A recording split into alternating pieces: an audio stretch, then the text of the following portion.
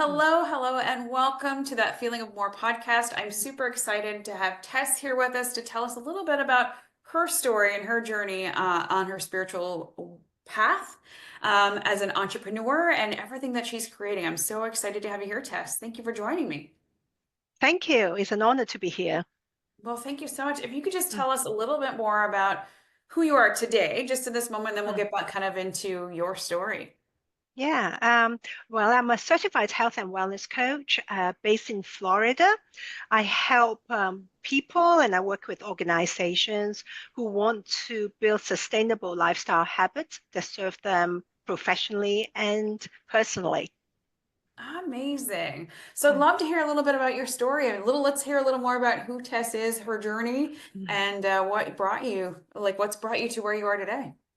Yeah, and well, I it all started when I realized that I had a family history of diabetes, and so in my 30s, I went to my doctor. I noticed there were some changes to the way I felt, even though my blood work was all normal. According to the sense that nothing was out of whack, but I noticed there were some changes, and then when I went to the doctor, there was they found out that I was hypoglycemic. With a family history of diabetes, I was always kind of aware of it. My father was diabetic, he was on medications. But then I thought, well, I was always exercising, my weight was not an issue. So I thought, well, that would be good enough. But then when the doctor actually pointed that out to me, I thought, oh, wow, maybe it's time to be more mindful. And that's Mm. when I started doing a lot of research in nutrition, one can actually how one can use it to prevent diseases. So that actually gave me the interest to become a nutritionist, and that's when I decided to move to New York from London to pursue a master's in clinical nutrition. Oh, that's incredible. It's so funny because I've also gone through that journey of I was a personal trainer in the past and didn't focus on nutrition, but it was definitely like, we go through this space of being in that masculine energy of physically, keeping an eye on things, thinking that, Mm, we're doing good things for our body by working out and stuff like that and just, kind of being on that healthy track, but it's really, really paying attention to that both sides of the coin of mm, the what's the yeah, they're I feel like I'm exercising and I'm doing these things, I'm keeping yeah. my body active, but there's still things that we need to be conscious of in the background, like like you said, the history that we have Mm, and how all of the pieces of us, not just the physical pieces, but all of the yeah. pieces of us come into play. Exactly. Mental health is, very important too, because it controls everything we do. It gives us the motivation to do the physical Hmm. things, to make make those habit change. And if we are under too much stress, then we'll say, oh, I don't care anymore. I don't, doesn't matter if I don't get enough sleep. I'm t constantly tired. And so, things get neglected. Hmm. So then you moved from London over here to New York to do some study. What happened from there? Oh, and then I graduated, moved to LA because some relatives there, and then I practiced as a nutritionist for quite a while. And then I moved to Miami after that, to actually embody another culture, even though it's still in the same country, but Miami is different, the lifestyle is different. And then Hmm. COVID hit, and then I figured, maybe that was something I can help people more with. And when I was coaching clients on nutrition, I really noticed there was there's a similar theme that people just focus on food. Hmm. And it's really not just about food, as you said, all the other aspects of lifestyle also matter. And that's when I went into health coaching. And that's what I do now. And it's a lot more satisfying because I feel that people understand that more, and they understand that if it's not just about having healthy eating habits, but you also need to be mindful of regular movement and adequate sleep and stress management. Well, it's that whole package, like we talked about Mm, earlier, is that it's all of these pieces, all aspects mm, of us. Like you said, mental health, our spirituality, our all of these pieces, like these talk about sleep and all of like yeah. every one of those pieces, stress management, all of those things fit in together. And if we're not that. And I feel like sometimes we get a little wrapped up and overwhelmed with like, oh, well, I have to Mm, keep an eye on this. I have to keep an eye on this, or I have to keep an eye on this. But it's more of like if you just come from it, that's what I love what you do. Is you do more of a mm, holistic yeah. approach of not just focusing on one or two of the things, but it's the whole lifestyle of Mm, who we are and how we participate and how we interact with life versus mm, just the nutrition, just the fitness, just the mm. there's it's a very whole center, like a whole person centered practice. Yes, absolutely. I always say, to my clients and people who want to work with me, it's really a mindset shift.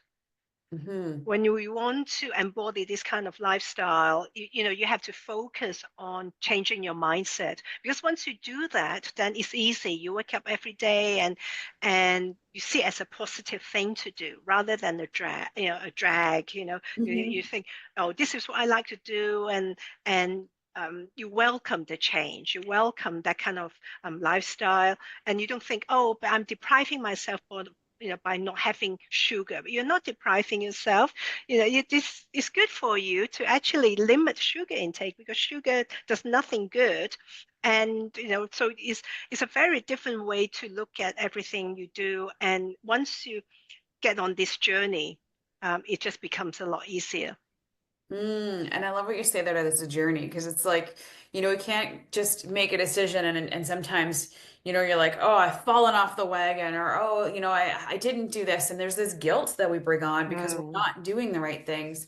But like you said, when you talk about it being a lifestyle and a journey, it's different than, there isn't a start and stop.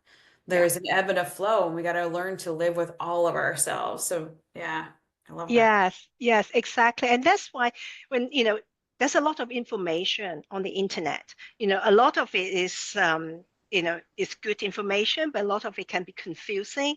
And that's why it's not actually that easy for someone who doesn't have the background to understand what's going on.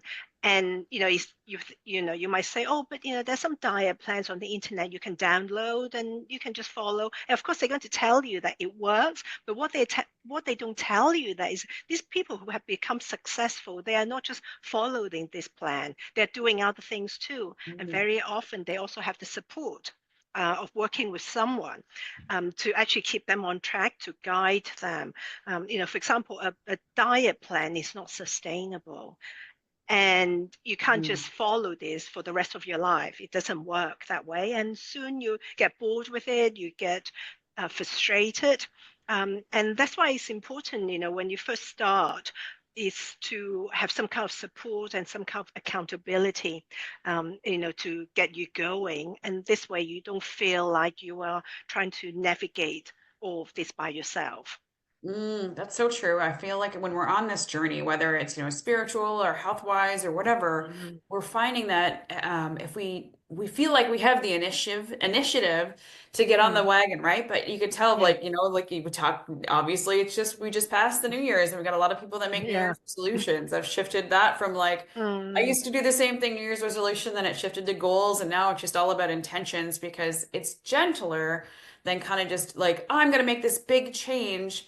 But if we mm, don't, we feel like we can do it on our own sometimes because it's like, that, oh, I've made a decision. I don't need somebody to support me. I'm sure I've got all the mm. tools. But it's like you said, it's that accountability. It's having the support Yes. when we don't feel like it. It's all of those pieces. So having a mentor, having a coach, having someone that's helping you along the journey is so Mm, powerful to keep it a sustained practice because our bodies are programmed to stay in one way, to be a routine. mm, We do so much of our life that's not that's done on autopilot, that's done by mm, default. So if we don't have somebody that's there kind of dropping a reminder or dropping seeds or mm, giving that support and love and encouragement, sometimes a cheerleader in mm, our background, sometimes it's very difficult to navigate a journey past, a couple of, usually we see a lot of like you get that buy the gym membership and then a yeah. month later you're not using it. So it's, to get Yes. over that first few weeks, the first month, the first couple months to really make it a routine and a habit, like you said, a lifestyle.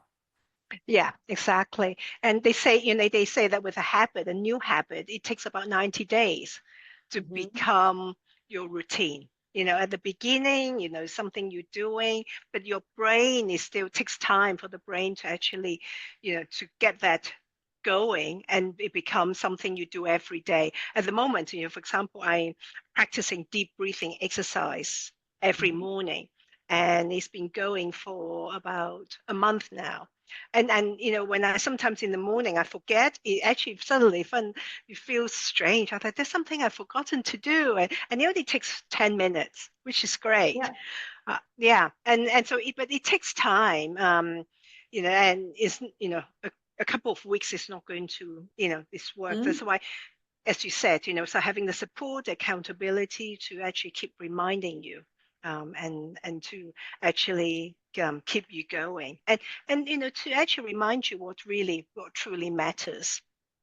This is true. We have so many days where life just kind of takes over and pulls us in all these different directions, and we Mm, get back into that just riding the wave versus us being in mm, control. We spend that first little while right after New Year's kind of being in control, and mm, then we suddenly slip into that, old routines, the old patterns. And yes. in the practice that I've been in, and I know it takes like it's two things to change a Mm, paradigm or a habit or a pattern. And it's either an emotional impact or either emotional impact or repetition. So, like you said, mm, doing something for at least 90 days that starts creating 21 days starts creating the change, but to mm, solidify that change, it's 90 days, right? To kind of create that habitual pattern. But you could start the 21 days, like you said, where you did that mm, practice and you're mm, like, oh, you noticed something missing, but you can't quite put your finger on it. yeah. You're starting to make the change, but it's not a solidified change yet, right? So it's just creating those Right. new habits. Yeah, exactly. And as they say, goals without actions are just wishes. Very, very true. Again, going back to those New Year's resolutions, right? Where it's like, I would love to do this, I want to do this, and this would be so great, or whatever. But if we're not actually putting action to the idea, like you said, it's just a wish, it's a hope. So in order to make real change in our life, we really have to make a decision. Mm, It's okay to have support. Sometimes we feel like yeah. we need to be super independent and do things on our own, and we don't need Mm, that. But it's why not? Why wouldn't you want that support? Because if you want it to be a lasting change, you want it to be something that's sustainable, like you said, that you can, it's not something mm, that's dramatic and different. So our body doesn't have so much resistance to the practice to creating yes. something new. And having, like you said, Right. having somebody in there supporting us is just super helpful. Yes. And also someone to talk to, about the Mhm. challenges you might come across and then can brainstorm ideas.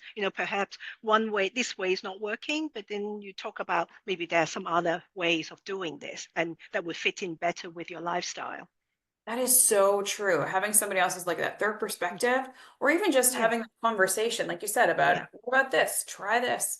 Because especially when you've only been on the journey, the health journey or whatever, Mm, um, for a short period of time, where somebody like yourself who's been on the journey with multiple people and done this before has all kinds of different ideas, different mm, perspectives, things that have come, because usually what comes for us as coaches is those things that as you're working through somebody, you're like, oh, this, and you mm, try something out and it really works, or this that mm. you tried for somebody else, and then Yeah. they share it with us, and we're collecting that knowledge.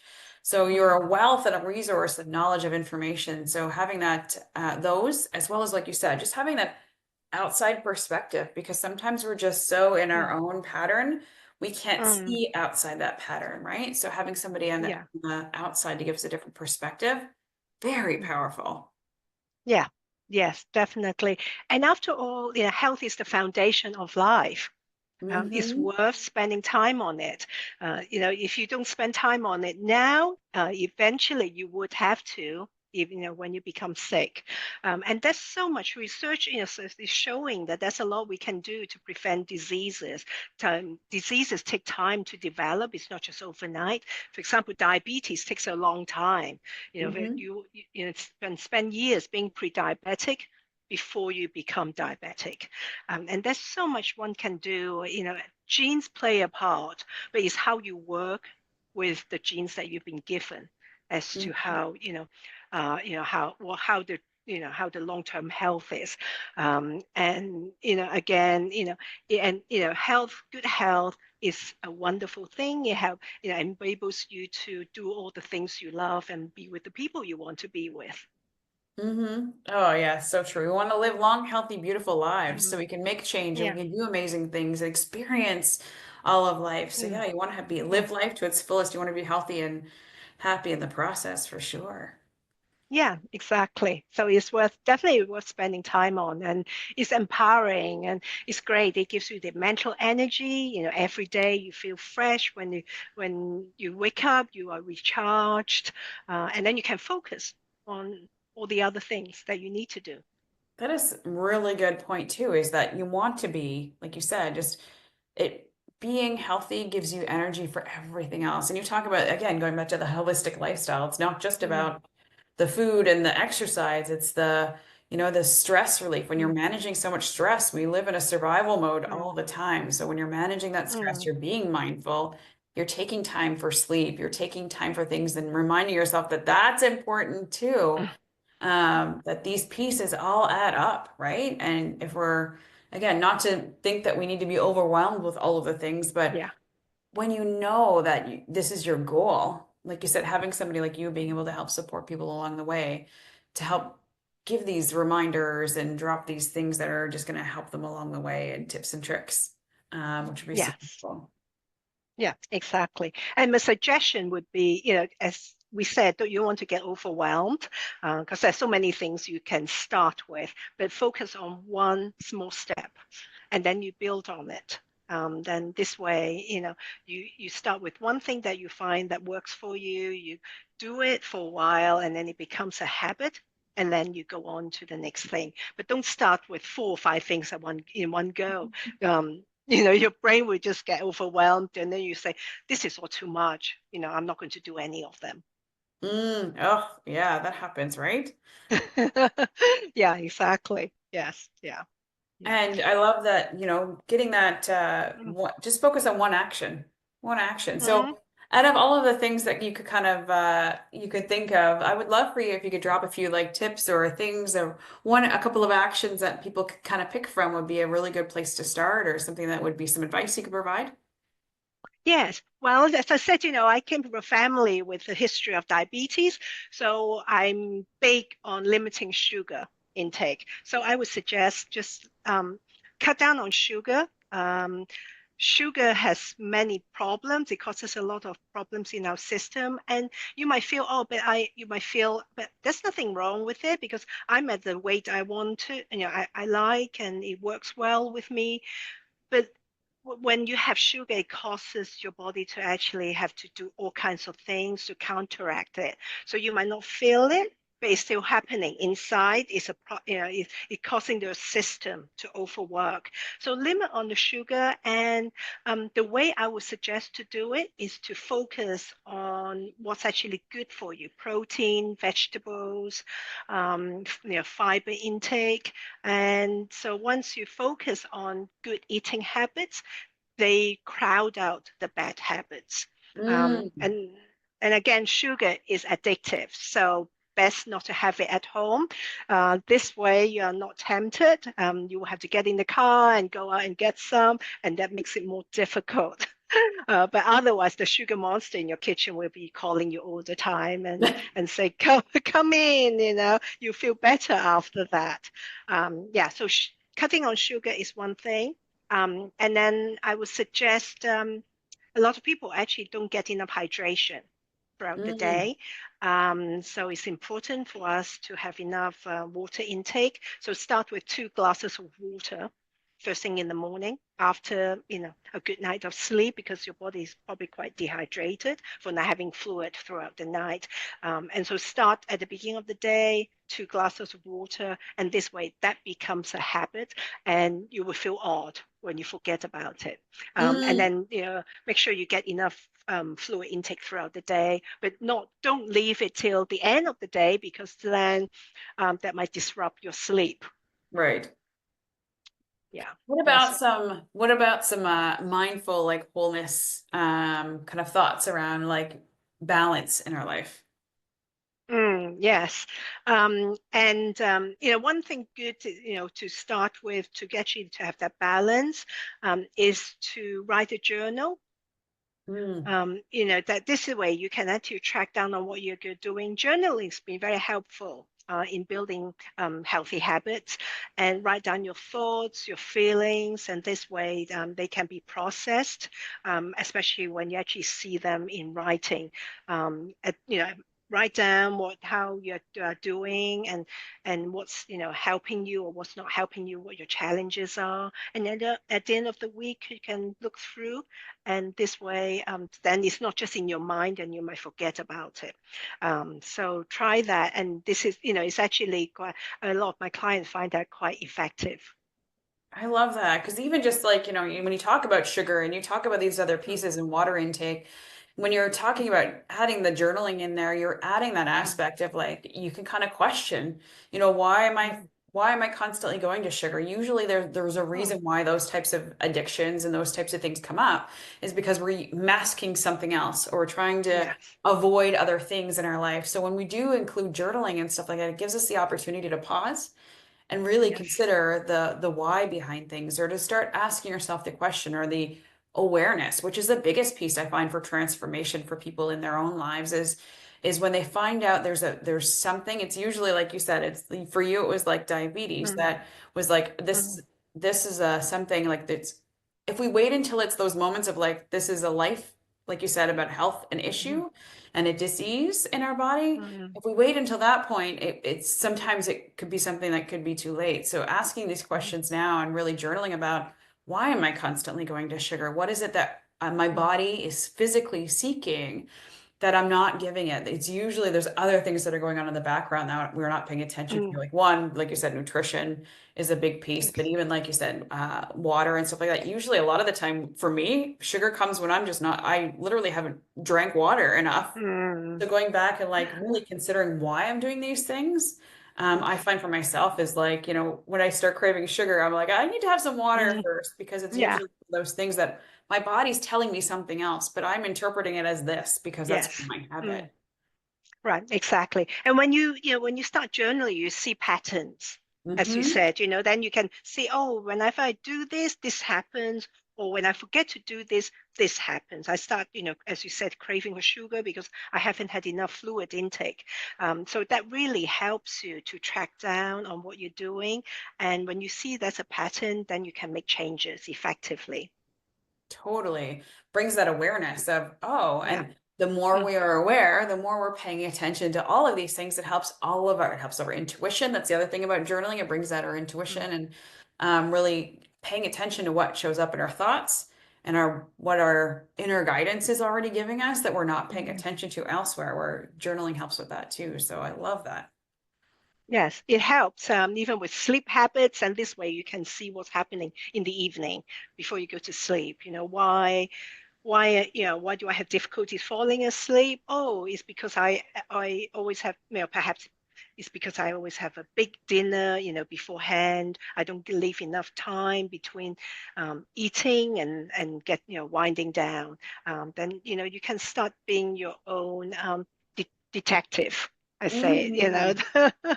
yeah, because you know your body well, you know what you're doing and what you're not doing. So that's very important. And it's also a good way to track down on what you're doing and to help with your symptoms. And even before you go and see your doctor, for example, it really helps to have a journal. This way you can actually talk to your doctor and tell him more about what's happening. That's a really good point too, of being able to track those patterns and stuff like that. And like whether Mm, it's sleep, whether it's pain, whether it's something that's showing up yeah. physically, those types of things. When you track those patterns and just Mm, journal about, like you said, about how I feel is a really big piece too. Again, it goes hand in hand yeah. with that stress management and stuff like that, is the feelings and what you do, like how you're feeling before you go to sleep, depending upon how you sleep and those types of things. So journaling is so powerful, so many different aspects that we've pulled out of this, Yeah. which has been super fabulous. So if anything, if nothing else, at least start journaling and then drinking some water and reducing some of that sugar. Yeah. But, by all means, this has been so good. Thank you so much for coming on and sharing a little bit about your journey and who you are. I'm Mm. excited for people to kind of connect and get to know you. So if what's the best way for people to connect with you? Yes, people can actually go on my website, which is Glow with Tess.